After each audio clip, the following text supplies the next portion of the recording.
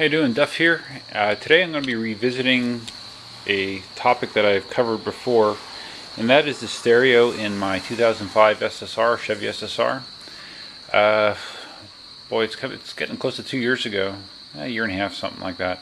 I replaced the factory radio with a Pioneer 930 BT radio that you see there. I had many struggles along the way until I got it working, but even after I was totally done, I've had a recurring problem with some engine electrical noise coming through the speakers, like a whine, depending on the RPMs of the motor.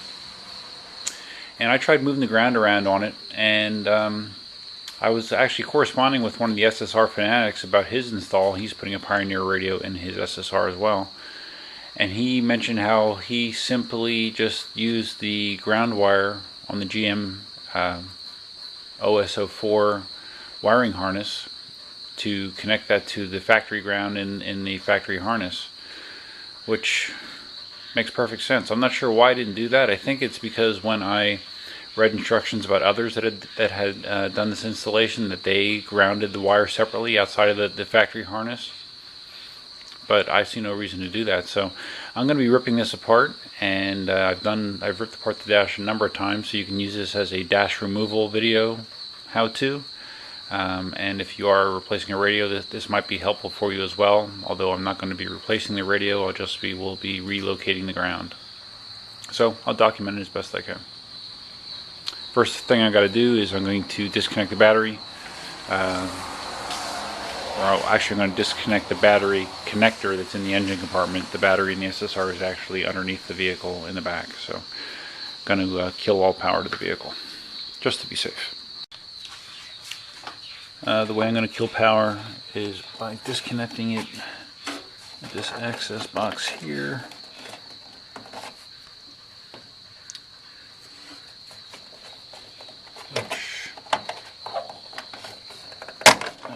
Snap that cover off, and then there's just a bolt there. I'm going to remove that, and that will kill power to the truck. Okay, like I said, I've had this dash off quite a few times, more times than I like to admit. One of the things you're going to want to get to do this is some of these plastic pry tools to help you remove the trim pieces. Using those is a good way to make sure you don't damage your trim in this removal process, as opposed to using something like a screwdriver, something that could gouge the plastic or tear it. So, okay, the first thing I need to do is remove these knobs. They just pull off. Next thing you need to do is pry off this trim panel that goes around the knobs, and I'm going to do that using my pry tool.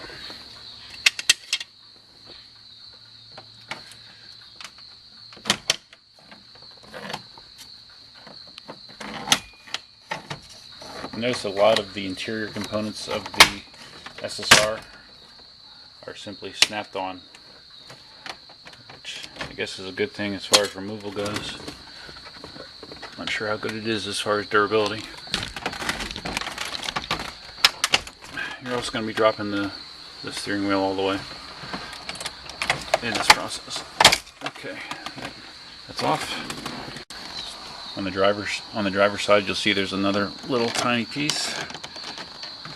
I'll get that off with just my hand. Yep. Okay, so once you get that off, you'll see that it exposes a number of bolts that need to come off. And if my memory serves me correct, there's 1, 2, 3. Missing one there. 3, 4. So there should be a total of 5. Looks like I'm missing that bolt for some reason. So I'm going to get my socket and crank those out. Okay, I have those 4 bolts out, which would normally be 5 bolts, and you're not missing one. Next thing I'm going to be doing is separating the front of the dash panel from the top up here. Again, you can use one of these tools to get it started. Again, it's clips. It's just a bunch of clips to hold it on.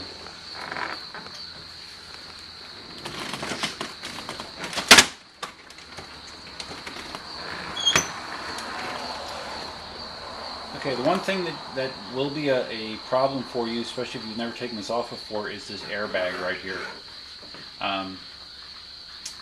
You have to basically pry it through the opening.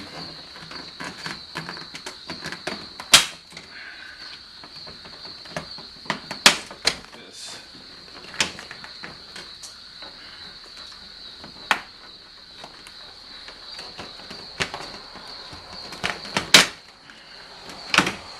Okay. This is actually done. The warmer it is, the better it is, because the warmer it is, the more pliable this is going to be.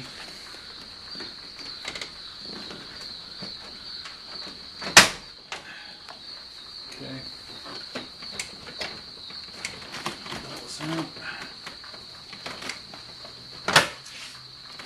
Okay. That is all the way out.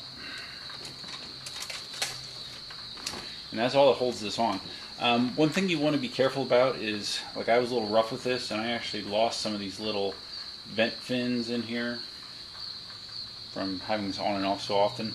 And also, if you look here, I don't know if you can see it in the camera or not, but I've actually taken a Dremel and knocked back a bunch of this lip here to make it easier to get the airbag cover through there. Gave me a little additional clearance to do so. If you don't do this after you have it out, if you plan to take your dash apart in the future, it's going to be a pain in the ass every time. So I would recommend trying to remove some of this plastic right here. Okay, so there you go. I have access to the radio at this point.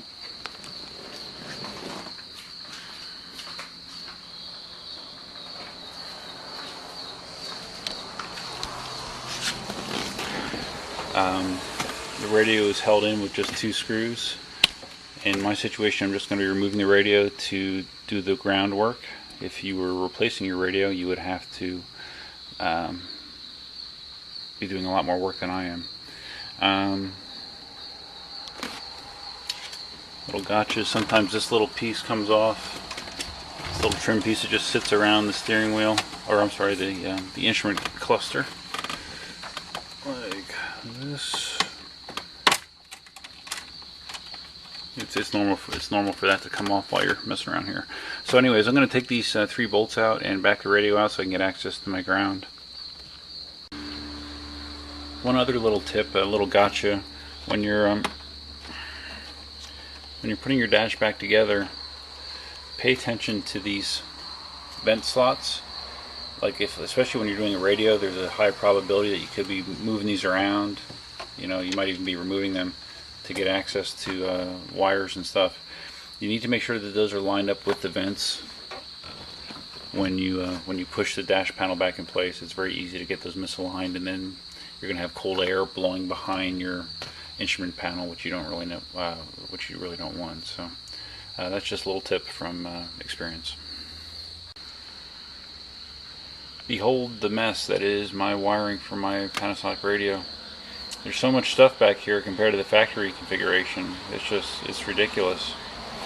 I have this big GM OS04 adapter that has to get jammed in there. Then there's a wiring harness adapter that goes between the factory harness and the GM OS04. And then there's also an additional box in there that allows the steering wheel controls to function for the radio. So it's a huge mess, and I tried multiple times to get it cleaner, but there's just so much wiring. I never was able to come up with a good way to do it, unfortunately. So anyways, I am now looking for the ground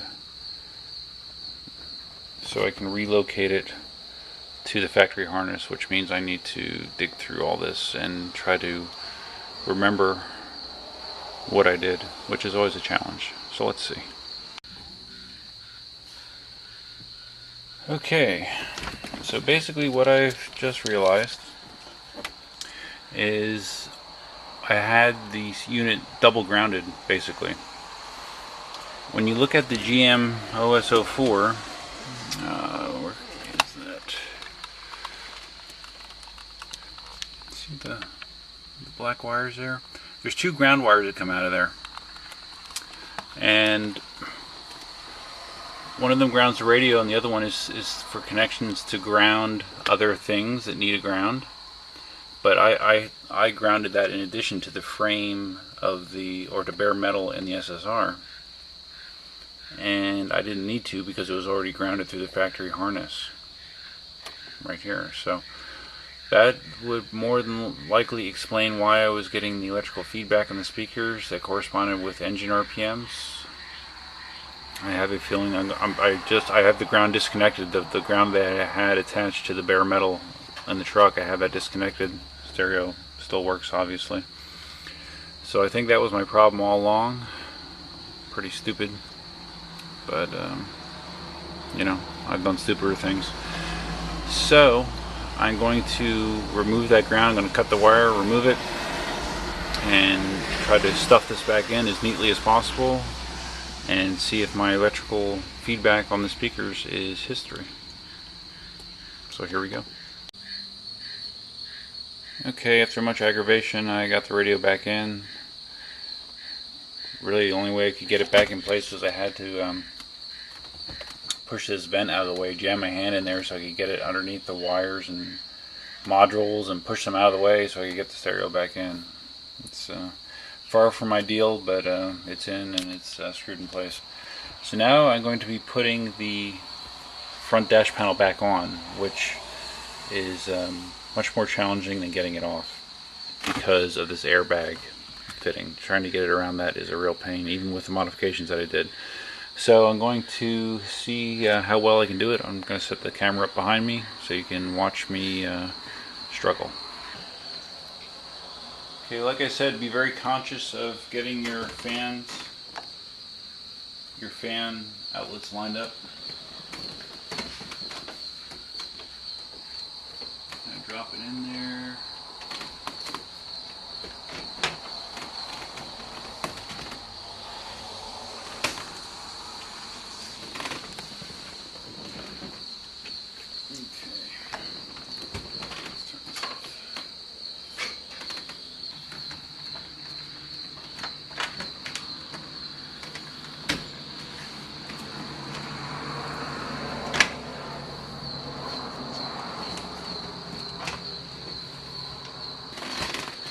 I think we'll stop this until I get closer. Okay, as usual, it took a lot of prying in this area to get this back through, even with that modification that I made. And I managed to mess up the vents over here a little bit. These vents are they're like so fragile, it's ridiculous. But it doesn't really bother me. So anyways, I have that back on. Up top it just snaps in. You just press those fittings back in. I have to get this other side on, the driver's side back on yet. So let me do that. One quick note over here, when you get this side back in, you want to make sure that this top panel you took out slides underneath this bottom panel and underneath this little trim piece right here.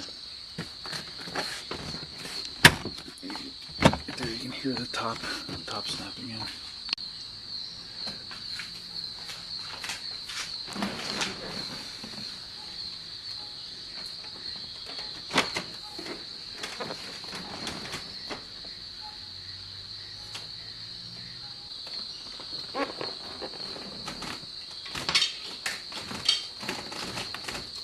Okay.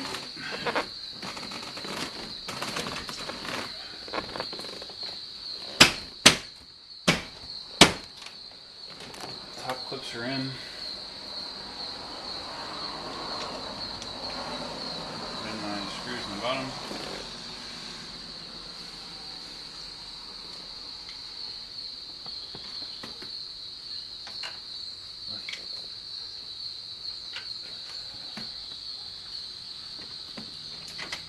This one right here, the panel that you removed actually goes behind this bottom panel for this screw.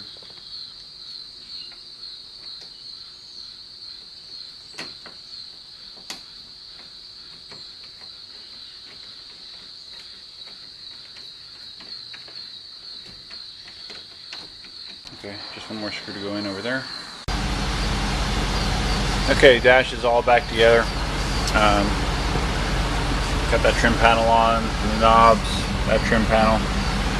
Just turn it on, and I no longer hear the electrical whine that I was dealing with for a year and a half through my stupidity.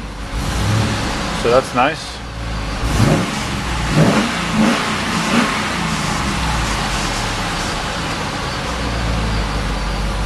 Yeah, sounds good.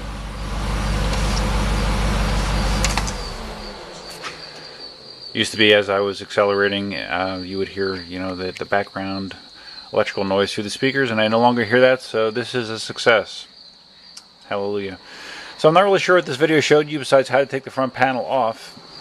I didn't really show you all the struggles with getting it back on, because it is a struggle, believe me. But hopefully that's the last time I'm going to have to take this thing off for a long time, because it is a pain. So hopefully you found this helpful to guide you along your way. If you're replacing your stereo or possibly changing out your instrument cluster, you would need to do the same thing, but that's the way I do it. So until next time, it's Stuffman out.